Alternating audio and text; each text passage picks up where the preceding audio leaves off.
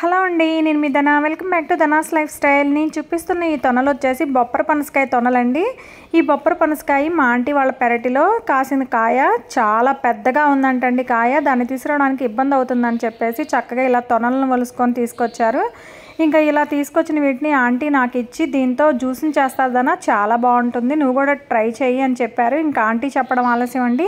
ముత్యాల లాంటి వీటిని మిక్సీ జార్లోకి వేసుకొని 2 స్పూన్లు పంచదార, ఒక చెక్క నిమ్మరసం వేసుకొని మెత్తగా మిక్సీ పట్టుకున్న దీన్ని స్ట్రైనర్ సహాయంతో వడకట్టుకోవాలి.